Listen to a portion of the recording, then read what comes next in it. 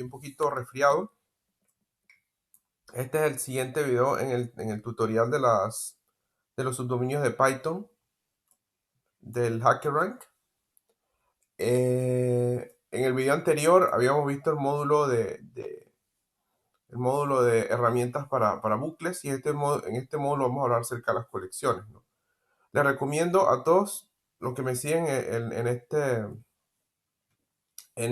esta lista de reproducción que no vean las respuestas del HackerRank, sino que ustedes intenten, se inscriban en el HackerRank, intenten ustedes mismos hacer los ejercicios y después vayan siguiendo las guías si tienen algún problema. Bueno, en el video anterior yo no hablé de los módulos del LittleTool, sino un repaso acerca de las estructuras de datos que hay en Python, ¿no? Y este módulo de colecciones básicamente representa una herramientas adicionales para interactuar básicamente con esas estructuras de datos, o tener estructuras de datos que tienen ciertas características que vamos a ver más adelante, ¿no? Entonces el primer reto básicamente es el método counter. El método counter, como sabemos, las listas en Python pueden tener elementos repetidos, ¿no? Entonces lo que hace el módulo counter es que cuenta crea una tupla donde, bueno, crea una serie de objetos. Vamos a ver, dependiendo de qué tipo de objetos sean. Estos objetos básicamente van a contener una combinación del número de cada uno de los elementos que contiene una lista, que la lista puede tener cuestiones repetidas, y el número de veces que está repetida, ¿no? Esto se puede obtener mediante un objeto tipo counter. Por supuesto, para importar las colecciones utilizamos la fórmula clásica de Python from collection import counter, y después aplicamos el método counter a una lista. Y la lista básicamente nos va a registrar este objeto tipo counter, el cual va a tener las cuentas de cada uno de los objetos, ¿no? Dentro de este objeto counter podemos aplicar el método items, y vamos a tener una lista de tuplos, donde el primer elemento en el tuplo representa el elemento, cada uno de los elementos de la lista, y el segundo elemento, el número de veces que aparece repetido, ¿no? Podemos también utilizar el método keys o claves para obtener cada uno de los objetos de esta lista. Hacer esta operación es equivalente a utilizar el método hacer una coerción de una lista a un conjunto, ¿no? Y finalmente el método values nos obtiene el número de veces que cada uno de los elementos correspondientes está repetido, ¿no? La diferencia entre el key y el set es que los keys van a estar ordenados, mientras que van a estar ordenados creo que en el orden de aparición de cada una de las cuestiones, y el set simplemente va a estar en cualquier orden, ¿no? Pero no va a haber elementos repetidos, ¿no? Bueno, entonces vamos a ver en qué se trata el problema, ¿no? Un tipo llamado Raúl es un dueño de una zapatería y tiene X número de zapatos. Él tiene una lista que contiene la talla de cada uno de los zapatos en su tienda, donde hay N número de clientes que desean pagar XY cantidad de dinero para adquirir el zapato de su talla deseada. Su tarea básicamente es básicamente calcular cuánto dinero Raúl ha ganado, ¿no? Entonces, la entrada, básicamente la primera línea, contiene X número de zapatos, ¿no? La segunda línea contiene un número de... Ok, X número de zapatos es la primera línea. La segunda línea contiene el número de tallas de zapatos que hay en la tienda. La tercera línea contiene el número de clientes. La tercera contiene el N, que es el número de clientes. Y la siguiente línea N contiene una lista separada de dos elementos. N líneas contiene básicamente el número de zapatos y el precio básicamente de dicho zapato, ¿no? Entonces aquí vemos una cosa muy llamativa de las colecciones. Estas son básicamente los límites. El valor de X puede ir de 0 hasta 1000. El valor de N también va de 0 hasta 1000. Y el número de zapatos, y el precio de cada zapato va de 20 a 100. Y la talla de los zapatos va de 2 a 20. Entonces, llama la atención, esto es muy característico de las colecciones, es que a diferencia de las estructuras de datos tradicionales, puede contener una gran cantidad de elementos, una cosa muy característica de las colecciones, ¿no? Y básicamente eso es una cosa muy importante que debemos recalcar, ¿no? Si tenemos vamos a ver otras estructuras de datos dentro de las colecciones, pero si tenemos una lista de datos pequeña, es mejor utilizar básicamente las colecciones propias de Python, pero si las listas son muy grandes o hay que hacer actualizaciones muy frecuentemente, es preferible utilizar colecciones, ¿no? Bueno, el formato de salida simplemente es la cantidad de dinero adquirida por RAW, ¿no? Estos son números enteros, ¿no? O sea, para toda esta entrada, la respuesta serían 200 dólares, ¿no? Entonces, lo que se hace es que primero tenemos nuestra lista de tallas y entonces el cliente 1 compra un zapato de talla 6 por 55 dólares, que sería este. El cliente 2 también compra otro zapato de talla 6 por 45 dólares. El cliente 3, vemos que hay dos, uno aquí y otro acá, dos zapatos de talla 6. Entonces el cliente 3 también pide un zapato de talla 6, pero como no se compra. O sea que simplemente se computa 45 y 55. El cliente 4 pide uno de talla 4 y básicamente lo compra por 40 dólares. El siguiente pide uno de talla 18, vemos que el 18 existe, por 60 dólares. Y finalmente, el último pide uno de talla 10, pero como no se da la compra, se suman los valores y tenemos 200 dólares, ¿no? Entonces, ¿cómo fue que yo resolví este problema? Yo utilicé el counter, no me acuerdo si lo usé.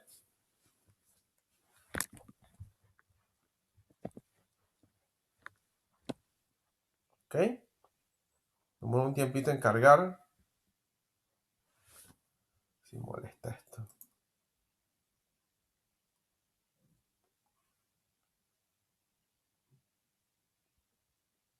Ok, aquí está la solución del problema, ¿no?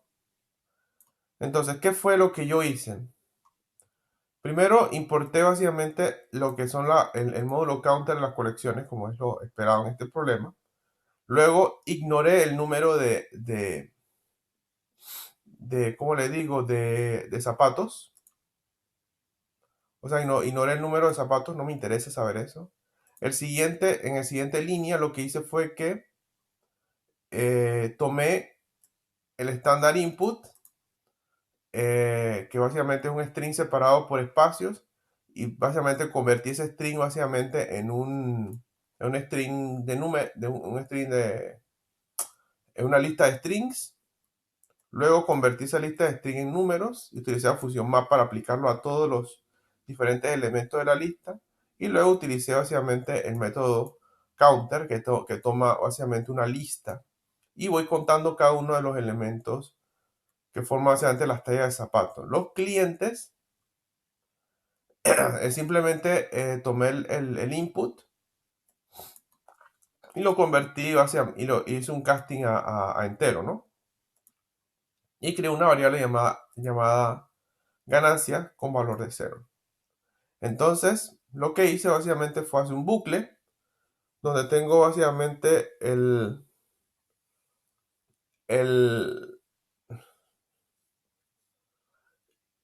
un bucle que va de 0 hasta el número de clientes, es decir, yo básicamente estoy haciendo un bucle de todos los clientes. Luego, calculo una variable y bueno, no debería ser i, debería llamarse otra cosa. Bueno, yo la llamé i, ¿no? Pero no es correcto, yo debería llamarlo con otro nombre. Y simplemente va a representar cada una de las líneas de los clientes, ¿no? El número de talla y el número de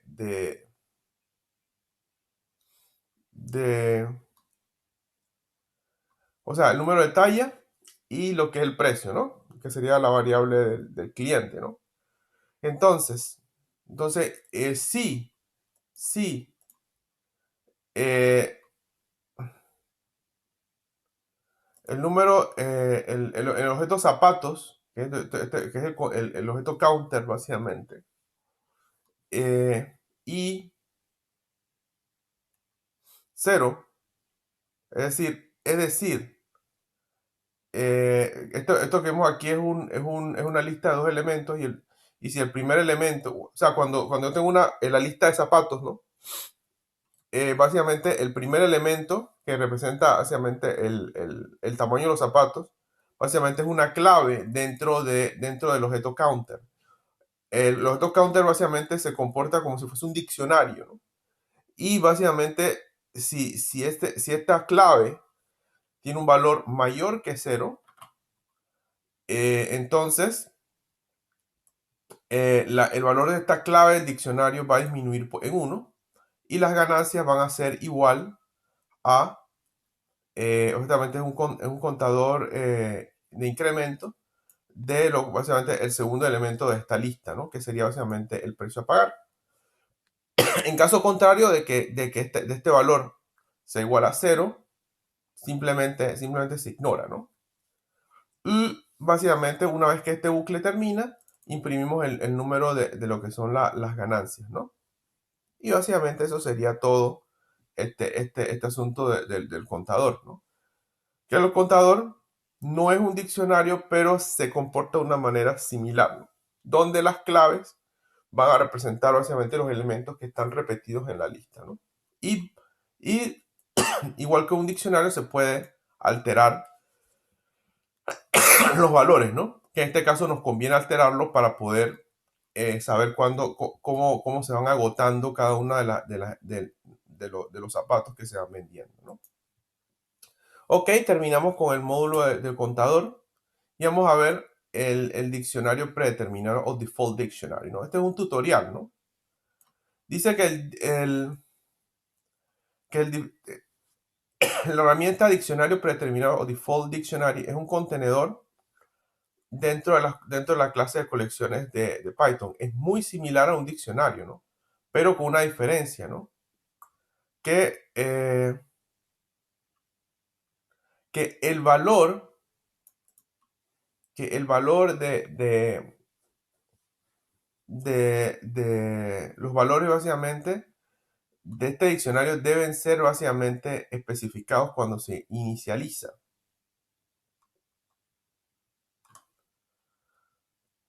Por ejemplo, aquí vemos un ejemplo que tenemos básicamente el diccionario predeterminado, default dictionary, el cual toma, una lista, luego básicamente tiene un comportamiento similar a una lista, este diccionario.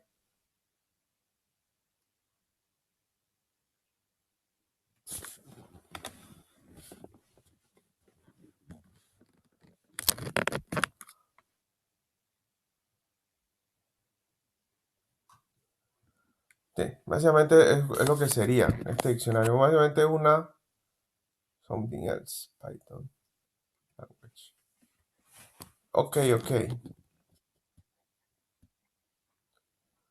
Ok, o sea que este diccionario es un poco complicado. Este diccionario lo que hace es básicamente, sería que tiene dos elementos. El primer elemento básicamente sería la clave y el segundo elemento básicamente sería,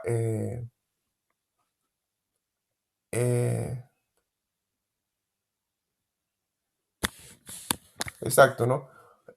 Un poquito complicado de explicar, pero básicamente lo que hace este diccionario, es, tenemos una lista, una lista,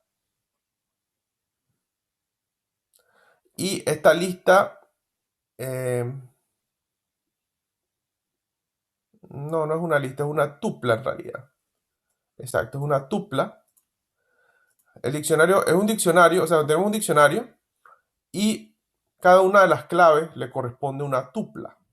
Entonces, esa tupla va a tener dos elementos. El primer elemento que sería la clave y el segundo elemento que sería una lista de valores, ¿no? Básicamente eso es lo que sería este diccionario predeterminado. La función append para cada una de las claves básicamente va a añadir elementos a, a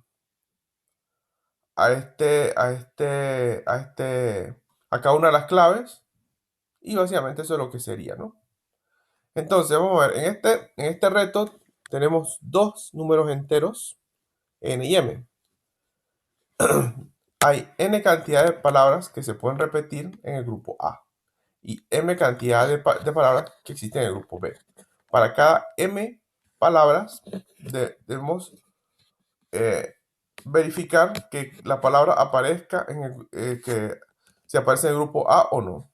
Y debemos imprimir los índices del grupo M, de las palabras M que aparecen en el grupo B, dentro del grupo A. Si no aparece ninguna, debemos imprimir -1.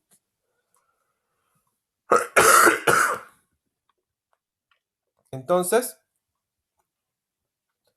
tenemos 5 y 2, ¿no? Entonces, disculpe, el formato de entrada tenemos los límites, básicamente sería el valor de n, sería básicamente hasta 10.000, y el valor de m hasta de 1 a 100. Y el valor, y el siguiente, y el largo de cada palabra va de 1 a 100, ¿no? Entonces, la primera línea en el trato de formado contiene los enteros n y m.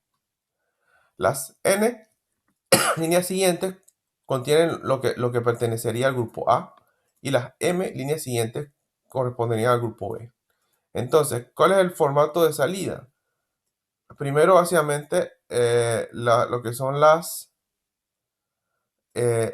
cuántas líneas m existen. Y el segundo, y en la línea id, y cada una de las líneas subsiguientes va a contener básicamente las posiciones de las secuencias del grupo, de cada una de las palabras y separadas por espacio, ¿no? Entonces tenemos esta entrada 5, 2. Deben haber 1, 2, 3, 4, 5, 6, 7 líneas, ¿no? Las 5 primeras representan al grupo A y las dos últimas representan al grupo B. Entonces, la respuesta de este problema sería 1, 2, 4 y 3, 5, ¿no? Entonces, la primera, A, básicamente el B tiene los elementos A y B. El A, es decir, la letra A, que esta que está aquí, aparece en el conjunto A en las posiciones. Este básicamente está basado en un sistema de 1. Y la letra A aparece en posición 1, en posición 2, 1, 2. En posición 3 aparece la B.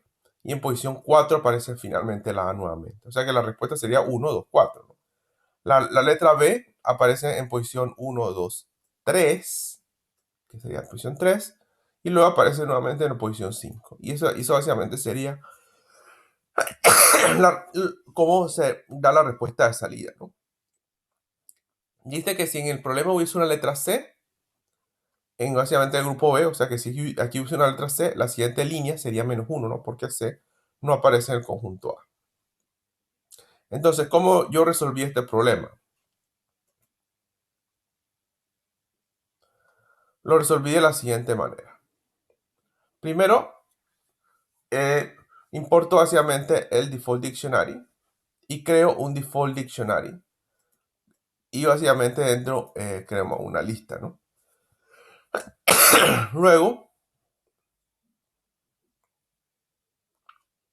esto creo que no es necesario. Sí, creo una lista vacía. Y luego importo los valores de n y m.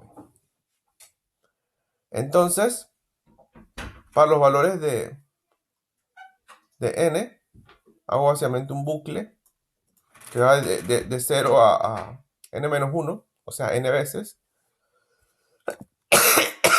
Y básicamente, este básicamente sería básicamente el conjunto A. Para el diccionario, eh, vamos a añadir básicamente cada uno de los elementos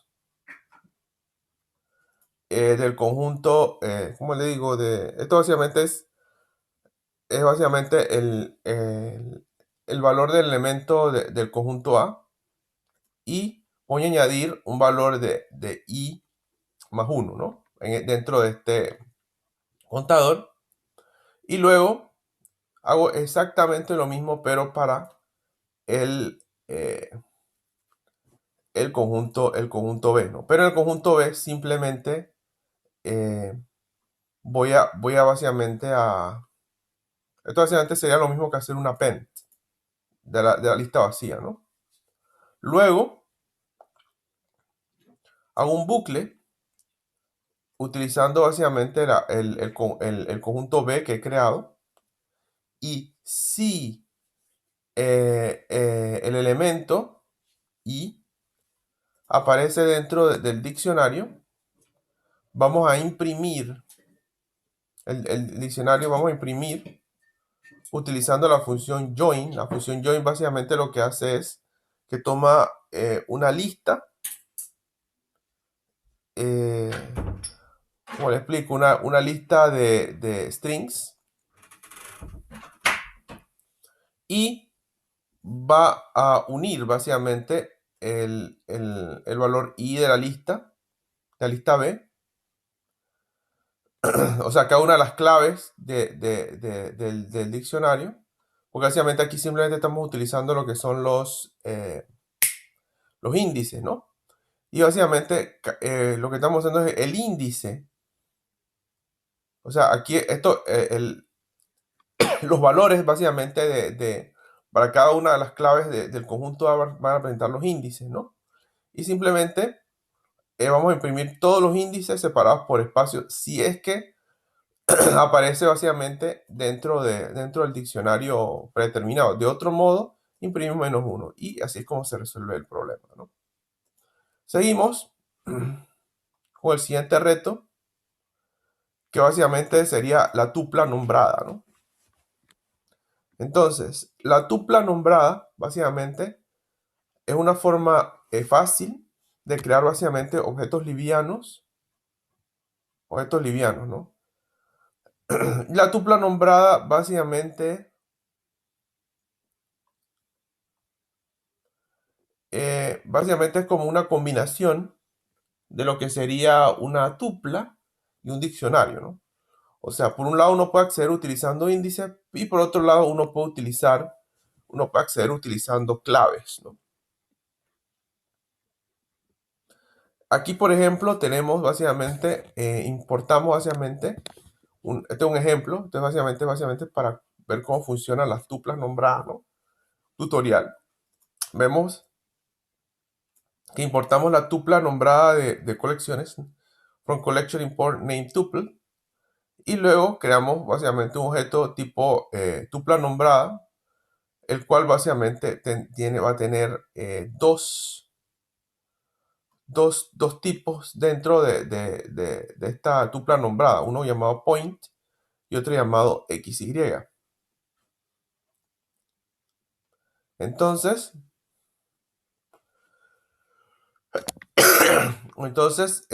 tenemos básicamente, vamos a crear un punto con la tupla nombrada tipo point, dos puntos, ¿no? Y luego hacemos una multiplicación por punto, que básicamente sería multiplicar, para poner a hacer esta cuestión, multiplicamos el valor X de la tupla nombrada en cada uno de los puntos por el valor Y de la tupla nombrada.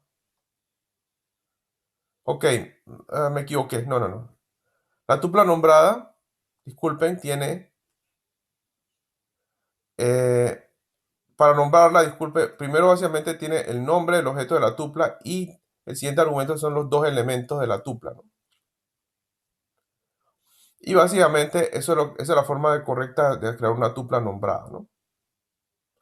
Y separamos cada uno de los diferentes elementos de la tupla nombrada por comas, o como vemos en el siguiente ejemplo, por espacios, ¿no?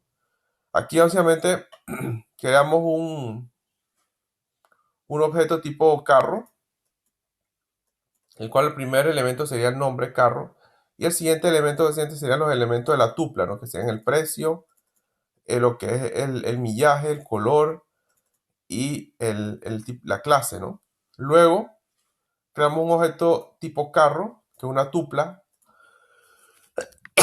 y vamos utilizando, en lugar de utilizar asignación mediante comas, utilizamos básicamente signos igual, y con eso creamos básicamente un objeto tipo carro, ¿no?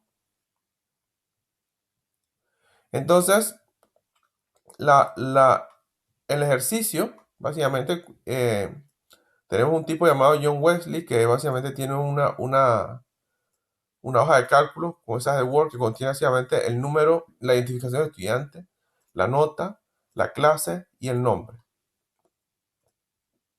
La tarea es calcular básicamente cuáles son las diferentes notas de promedio de cada uno de los estudiantes. Por supuesto, el promedio es la suma de todas las notas dividido entre el total de estudiantes, ¿no? Y en este ejercicio va a haber básicamente las columnas van a estar ordenadas con identificación, notas, nombre, clase y nombre, el cual básicamente va a estar escrita en cualquier orden en la hoja de cálculo. Y luego los nombres de las columnas, ¿no? Entonces, en el formato de entrada, la primera línea va a contener un entero que representa el número de estudiantes. La segunda línea va a contener los nombres de las columnas en cualquier orden. Y la siguiente n líneas, ¿no? N líneas va a contener casi lo que son las notas, la identificación y el nombre y la clase bajo las respectivas columnas, ¿no? Y los límites para este ejercicio básicamente serían, el número de estudiantes van de 0 a 100. No, de 1 a 100, disculpen, ¿no?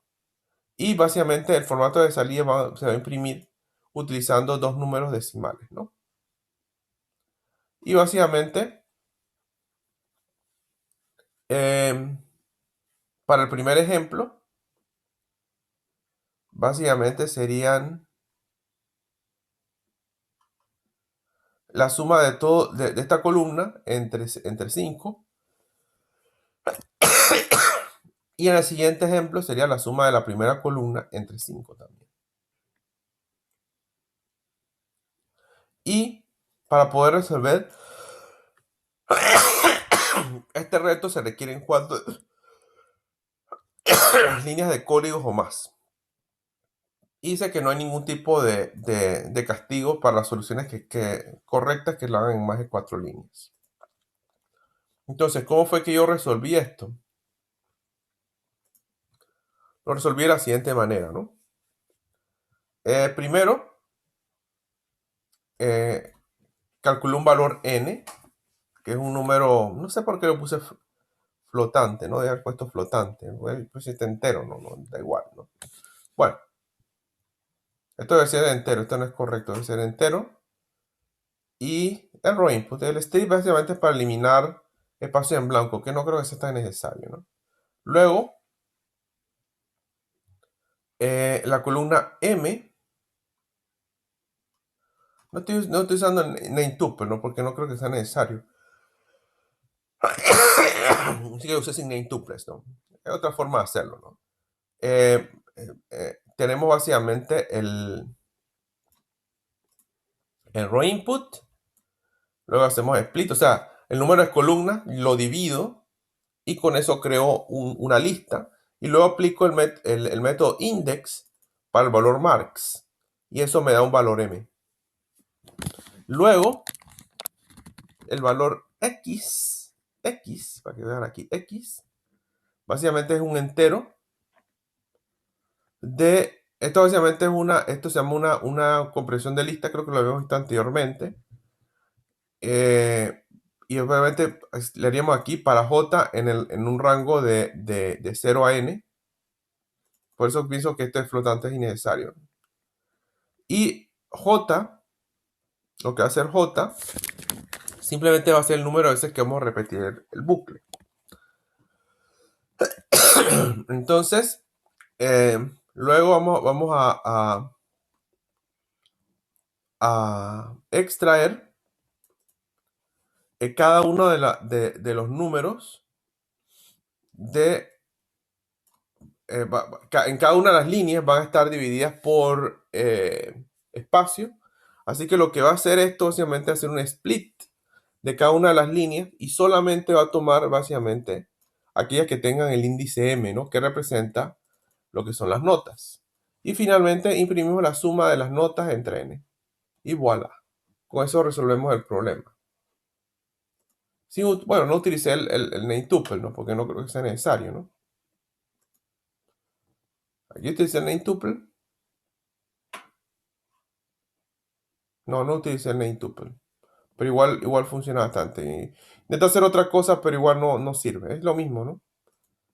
De hecho, ni siquiera necesito un NameTuple para resolver esto. Pero bueno.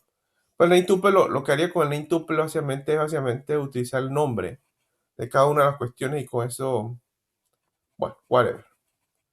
Vamos a seguir con lo que es un diccionario ordenado, ¿no? El diccionario ordenado es básicamente un diccionario que recuerda el orden en los cuales las claves son insertadas, ¿no? Si una nueva entrada básicamente sobrescribe, o sea, si hay un nuevo valor para una misma clave, la posición original se mantiene, ¿no? A diferencia del diccionario ordinario que no tiene ningún orden. Entonces, básicamente es eso no es más nada que eso, ¿no? Y en realidad no voy a hacer muchas más explicaciones porque sabemos que el diccionario no tiene orden, pero este sí. Entonces, ¿cuál es la tarea? Usted es el gerente de un supermercado y tiene una lista de n objetos juntos en los cuales sus precios básicamente tienen un precio básicamente que los consumidores compran en un día particular. Su tarea básicamente es imprimir el nombre de cada ítem y el precio neto eh, en el orden de primera ocurrencia, ¿no? Así que la primera línea, en el formato de entrada, contiene el número de ítems. 1, 2, 3, 9. Y las siguientes n líneas contienen básicamente el nombre del ítem y el precio separados por un espacio. Y el número de ítems va de 1 a 100. Y el formato de salida contiene básicamente el precio, el ítem, el nombre del ítem y el precio neto de cada uno, ¿no? Entonces, vemos que aquí hay una serie de ítems con sus precios y básicamente el formato de salida sería el siguiente, ¿no? Que sería el ítem con el precio neto, ¿no? Entonces, la explicación, la primera línea, bananas fritas, 12, Dice que las bananas fritas se compró uno a un precio de 12. Por lo tanto, el precio neto es de 12. Las patatas, las hojuelas de patatas, potato chips, se compraron dos a un precio de 30. Por lo tanto, el precio neto básicamente sería 60. Básicamente es como una lista de diferentes ítems en un supermercado y uno tiene básicamente que contar cuántos hay, ¿no? El siguiente, el jugo de manzana, se compraron dos a precio de 10, por tanto el precio neto es de 20. Y las pastillas, candy, se compraron cuatro a un precio de 5, por lo tanto el precio neto es de 20. Entonces, ¿cómo yo resolví este problema? Vamos a ver qué enredo hice, ¿no? Ok, primero importé básicamente el módulo de diccionario ordenado de las colecciones. Luego creé un objeto de tipo diccionario ordenado. Básicamente es un método, así que hay que poner paréntesis al final. Luego calculé, tomé del estándar input la primera línea, el cual es un entero. El strip básicamente es para deshacerme de espacio y cosas raras. Luego hice básicamente una tupla. Una tupla. eh, no, una tupla, no, un bucle, disculpen. De A en un rango que va desde 0 hasta n-1. Y luego en cada una de las iteraciones, básicamente cada una de las líneas las divido en diferentes, ¿cómo le digo? En diferentes partes, en una lista de diferentes strings. Luego utilizo básicamente una cadena vacía que llamo nombre. Y luego esta expresión que está aquí es básicamente para tomar cada uno de los elementos de esta cadena que he creado, excepto el último que representa un número, ¿no? O sea, esto va desde 1 hasta todos los elementos menos el último. Y básicamente con esto creo el nombre y está separado por espacio, ¿no? El precio de cada ítem naturalmente es el último número que aparece en la lista, es un número. Y luego, eh, si el nombre aparece en el diccionario, simplemente, esta básicamente es la nomenclatura clásica del diccionario de clave.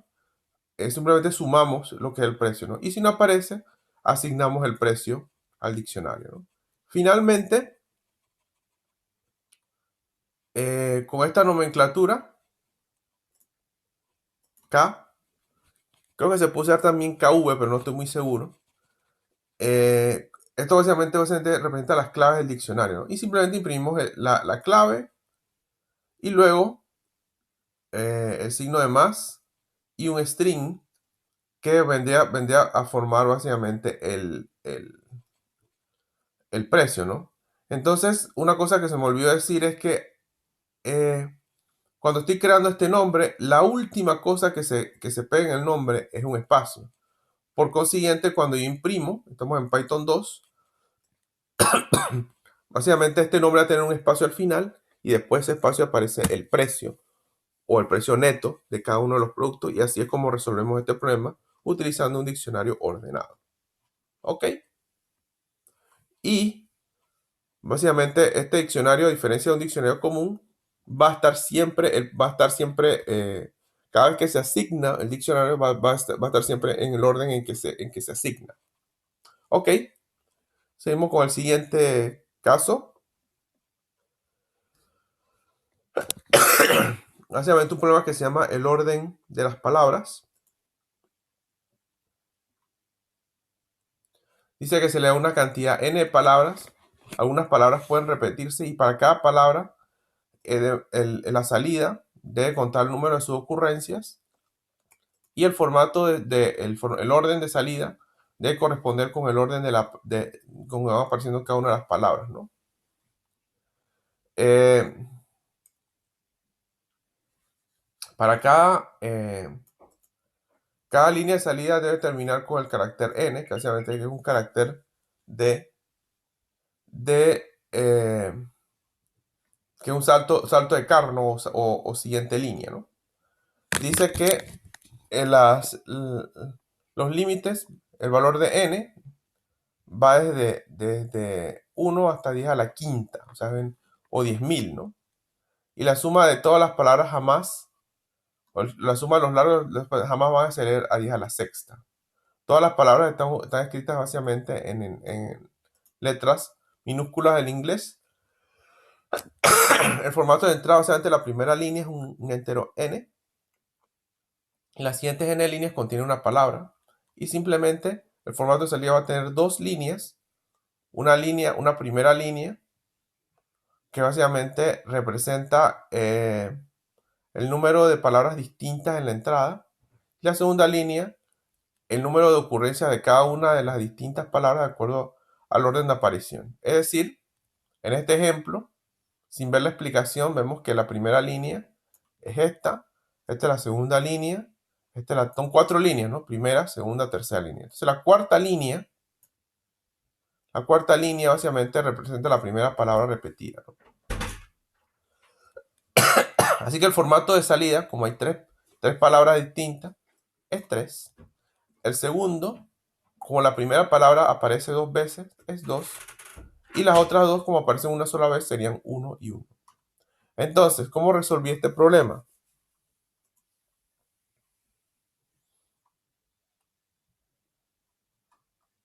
Utilicé una cosa llamada un conjunto no, creo que ellos me dan,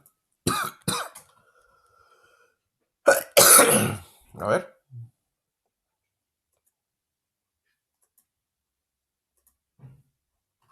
la cosa más enredada. Hice en realidad, tuve que crear una clase para hacer este problema.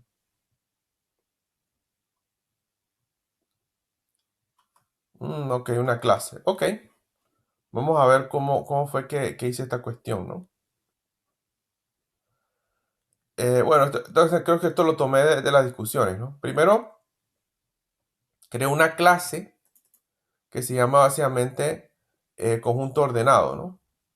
Que básicamente sería básicamente esto es una hereda de una cosa que se llama el conjunto mutable, ¿no? De las colecciones.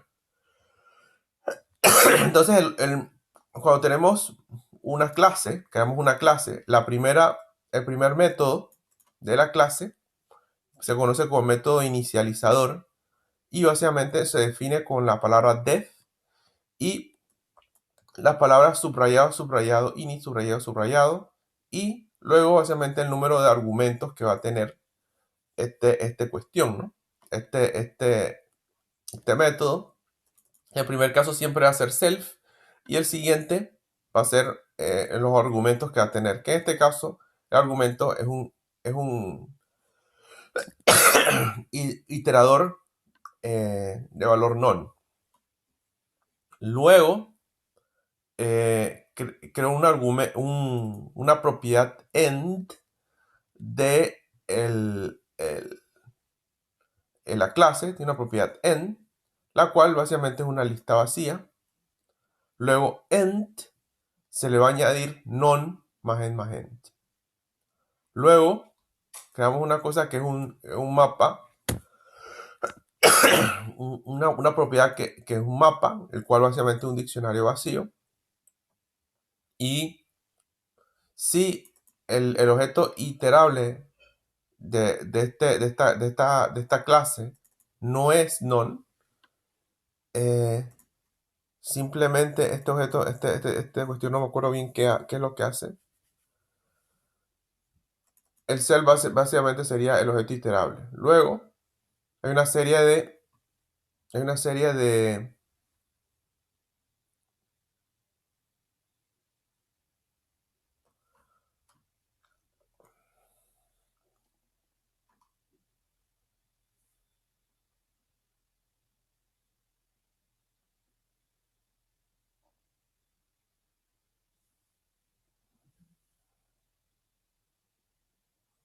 Hay una serie de diferentes características, que es una cosa muy, muy enredada. De hecho, les recomiendo, vean ustedes mismos este código.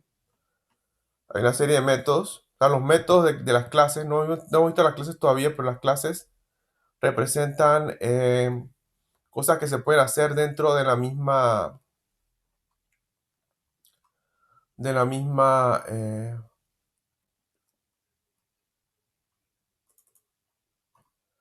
de la misma, ¿cómo digo? De la clase, son cosas propias de la clase, ¿no? El método len básicamente regresa básicamente el largo del atributo map del conjunto ordenado. Contain simplemente, ¿cuál estoy utilizando ahorita? Contain simplemente eh, si la clave aparece básicamente en el diccionario ordenado. At básicamente dice que si la clave no está en el conjunto ordenado, simplemente se pone el objeto al final del conjunto ordenado. Descar básicamente destruye el objeto.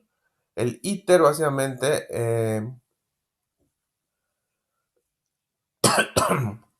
básicamente hace un bucle automático. Reverse hace un bucle pero en sentido contrario. Pop básicamente eh, elimina el último elemento del conjunto ordenado. Y esto lo que hace básicamente es retornar un string. Y equal básicamente sirve para saber, eh, compara con otro conjunto ordenado y si los largos, y retorna básicamente, por un lado, que los largos de ambos conjuntos ordenados sean iguales o no. Ok, entonces lo que hacemos básicamente, la primera línea importamos el número n y las palabras, eh, simplemente las palabras lo que hacemos es, eh, esto se llama una comprensión de lista, donde básicamente vamos adquiriendo cada una de las palabras que aparecen en cada una de las líneas. Luego creamos una cosa que se llama las cuentas, y las cuentas básicamente van a representar un contador,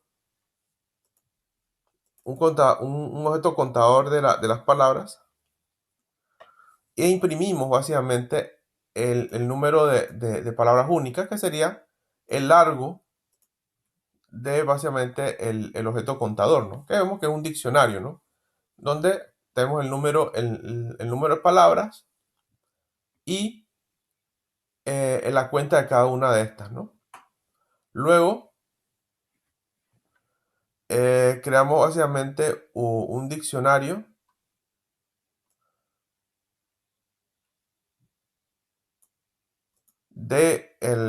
forzamos básicamente el counter a un diccionario, y luego hacemos básicamente un join separado por espacio,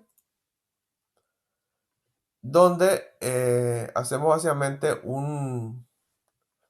las palabras básicamente las metemos básicamente en un conjunto ordenado y hacemos un bucle ahí, y cada una de las palabras de ese conjunto ordenado eh, vamos a imprimir dentro de este diccionario el valor de cada una de estas palabras, aunque creo que esto no es necesario, pero bueno, igual funciona este código interesante, ¿no? Pero este código, una cosa interesante es que tuvimos que crear una clase especial para que el mismo corriera, si no, esto no corre muy bien, que digamos, ¿no? Y por eso es un código un poquito difícil, ¿no?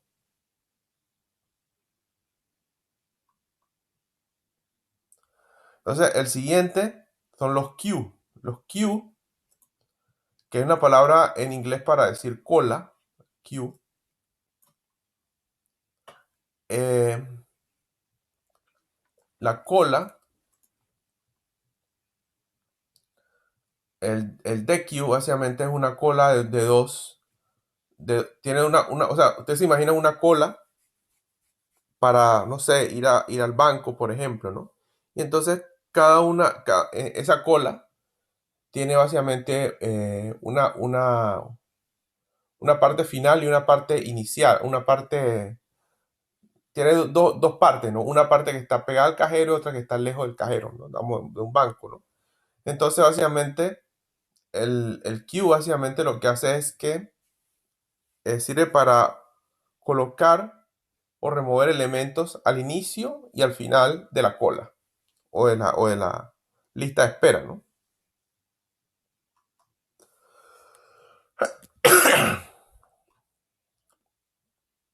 Y para poder resolver esto tenemos que hacer unos métodos especiales del queue. Entonces, la tarea que tenemos es básicamente hacer append, pop left y append left.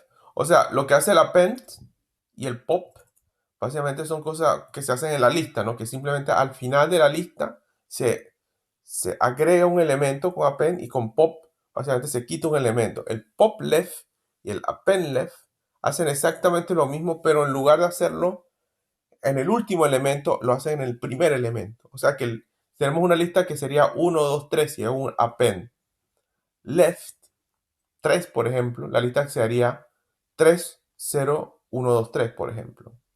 Y básicamente eso es lo que sería la, la, el queue. Entonces, básicamente para hacer este problema, la primera lista contiene el número de operaciones que hay que hacer en el queue. Y la siguiente línea contiene básicamente uno o dos elementos separados por espacio donde aparece el método y sus valores, ¿no? Y básicamente el número de operaciones va de 1 a 100 y se debe imprimir cada uno de los elementos separados por espacio del objeto Q o de la lista o de la cola. Es un problema creo que bastante sencillo y esta fue la forma en que lo resolví. Primero, por supuesto, creo un objeto Q. Primero importo básicamente las colecciones, el Q, y luego eh, hago un casting entero del número de operaciones y hago un bucle que va de 0 hasta el número de operaciones menos 1, es decir, número de operaciones veces, ¿no? Luego creo un string llamado command que tiene un valor de punto. Luego creo una lista con cada uno de las entradas. Este signo de subrayado hacia abajo es para distinguirlo del input. No puedo escribir. Del input, que es un comando de Python y eso no se debe cambiar. Si ponemos un signo subrayado, cambia el valor y creamos una variable, ¿no? Luego, el comando va a ser, hacemos básicamente una concatenación del primer elemento del input y luego abrimos un paréntesis, ¿no? Si el valor de esta lista es mayor de 2, mayor o igual a 2, entonces añadimos el siguiente valor y cerramos paréntesis. De manera contraria, simplemente cerramos paréntesis. Aunque esto creo que no es necesario. Bueno, whatever. Bueno, y luego con el método exit, que es un método predeterminado de Python, tomamos esta cadena. Entonces el método exit convierte la cadena en una orden tipo Python y se ejecuta la línea. Y luego, una vez que termina este bucle, hacemos una concatenación de cada uno de los elementos del queue y lo imprimimos, separados por espacio como nos pide el problema, ¿no? Entonces, este es un comando que deben conocer, ¿no? El comando exec hace eso, ¿no? Y básicamente eso es así es como funciona este queue, ¿no? Entonces, más o menos para que vean un ejemplo de cómo funciona esto. eh, Vamos a verlo. Vamos a ver Submission, a ver.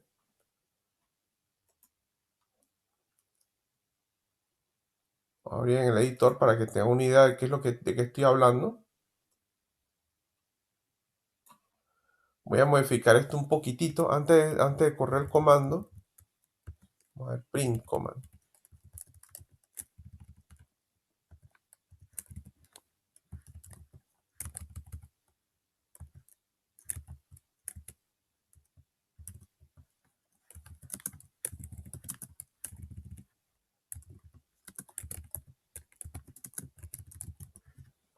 Vamos a correr el código aquí para que más o menos entiendan lo que estoy haciendo. Un poquito complicado, va a salir que es un error, pero lo hice a propósito, ¿no? Entonces lo que estoy haciendo es que en cada uno de los comandos simplemente estoy agregando unos paréntesis alrededor del argumento, ¿no? Y cuando tenemos el pop o el pop left, ponemos un paréntesis vacío. Y al final tenemos básicamente la lista que deseamos. De repente yo puedo dejarlo más o menos así. Y si hacemos esto, vemos que el código funciona perfectamente, ¿no? Sin ningún problema, ¿no? Pero básicamente es para que vean básicamente cómo funciona este asunto, ¿no? Aquí básicamente es parecido a lo que tenemos arriba, ¿no? Bien. Entonces tenemos el queue o la colita. Luego tenemos el piling up. Dice que tenemos una fila de n cubos. El largo de cada cubo se da largo de cada cubo. Y se necesita crear una pila vertical de cubos. Y la nueva pila debe tener las siguientes instrucciones, ¿no? El cubo I debe estar encima del cubo J. Si, por lo tanto, el largo del cubo J debe ser mayor que el largo del cubo I.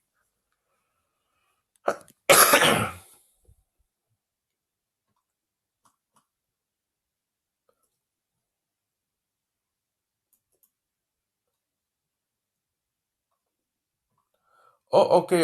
O sea que para armar una pila, el cubo J, o sea, el cubo subsiguiente, debe ser mayor que el cubo I. Mayor o igual. Dice que solamente es posible tomarlos básicamente por los cubos que están a los extremos, izquierda o derecha, ¿no? Cada vez, ¿no? O sea, se compara el cubo de la derecha con el cubo de la izquierda y se crea una pila. Después se sigue continuando hasta que se termina todos los posibles cubos y se imprime sí, si es posible, básicamente poner todos los cubos uno encima del otro y no, si no es posible, ¿no? Y el formato de entrada, la primera línea contiene un entero que tiene el número de casos. Para cada caso, básicamente, hay dos líneas. La primera línea contiene, básicamente, n número de cubos. Y la segunda línea contiene una serie de n cubos separados por espacio con los largos de cada cubo en ese orden, ¿no? Dice que la primera línea, el número de casos va de 1 a 5. El número de cubos en cada una de las líneas va de 1 hasta 10 a la quinta, es decir, de 1 a 10.000. Y el largo de cada cubo va de 1 hasta 2 elevado a la 31, que es un número bien grande. Entonces, para cada caso debemos imprimir sí o no. Entonces, estos son los dos casos. El primero, el número de cubos, y el segundo, los cubos en los largos de los cubos, largo de la lista de los cubos. Y entonces el primer caso, vemos que una respuesta sí, y el segundo una respuesta de no. Entonces en el primer caso, eh, cuando tenemos los cubos de la izquierda y de la derecha, ¿ok? Vemos que hay valores de 4 y 4. Luego aparecen los valores de 3 y 3. y luego aparecen los valores de 2 y 1. Es decir, que los más extremos tienen valores más altos, ¿no? En el segundo caso, eh, tenemos un 3 en el centro, el cual es mayor que cualquiera de los dos extremos y por lo tanto no se puede hacer ningún tipo de cubo, ¿no? Entonces, me costó mucho trabajo resolver este problema y la forma en que lo resolví fue la siguiente, ¿no? Primero, eh,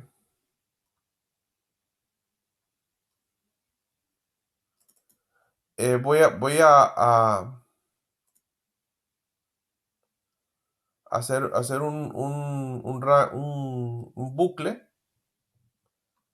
de cada uno de los posibles casos. Ignoro el número de cubos, no me interesa. Y luego hago una lista con los cubos en sí, ¿no? Luego hago una lista, disculpe, es lo mismo, ¿no? Simplemente este valor que está aquí es el número de cubos que hay. Y luego tenemos un iterador i. Luego, mientras hacemos un while loop, y mientras que este iterador tenga un valor de menor de 1, un valor mientras este iterador tenga un valor de menor de largo de la lista y la lista y uno de los extremos de la lista sea, sea mayor que el siguiente valor, entonces simplemente agregamos 1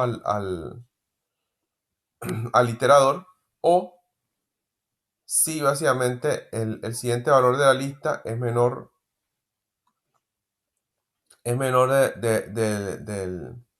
o sea, el valor extremo de la lista es menor del valor extremo del es menor,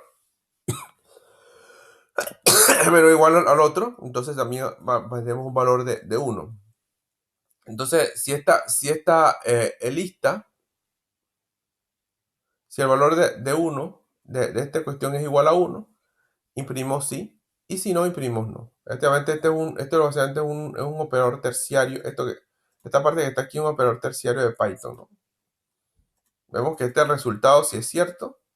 Después aquí if, tenemos la condición, y else ponemos básicamente qué ocurre cuando no es cierto. Es un operador terciario. Y bueno, y así resolvemos este problema sin utilizar ningún tipo de colecciones ni nada por el estilo.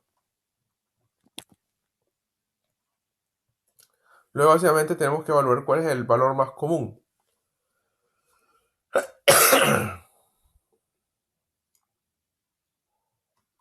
¿Ok? Esto que vemos aquí creo que se puede resolver muy fácilmente utilizando el contador.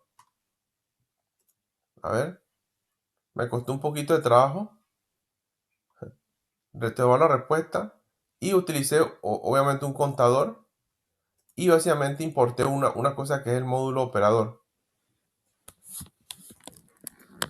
Entonces tenemos los datos, que básicamente es el string que tenemos, y luego creamos un contador para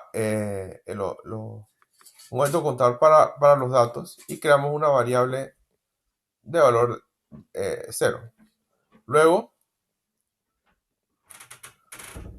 utilizamos básicamente un bucle que va de 1 a 2, 1, 0, 1, 2. O sea que se ejecuta 3 veces. Y entonces la clave, con una variable llamada clave, va a ser el valor de básicamente cada uno de los ítems del valor C.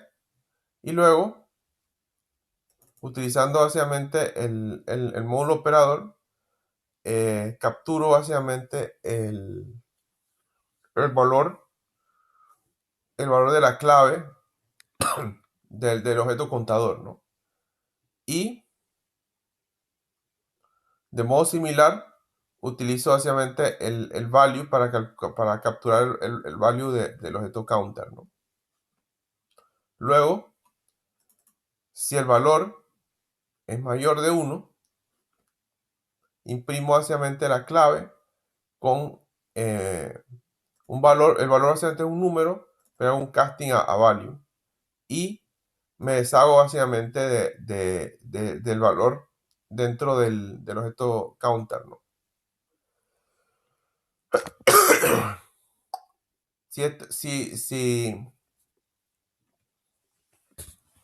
Si eh,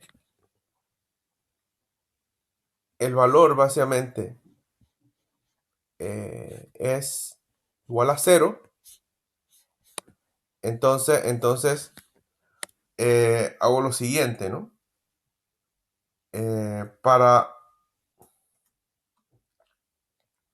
Para cada uno de los elementos de los datos, eh, escribo básicamente el valor de los datos seguido por el número 1. Y con eso terminamos el módulo de las terribles colecciones, ¿no? Creo que no hay más. Y con esto damos fin a este video del módulo de colecciones. No sé si sea el mejor de todos, traté de ser didáctico, pero me costó un poquito de trabajo. Bueno, chao, nos vemos viendo en una próxima.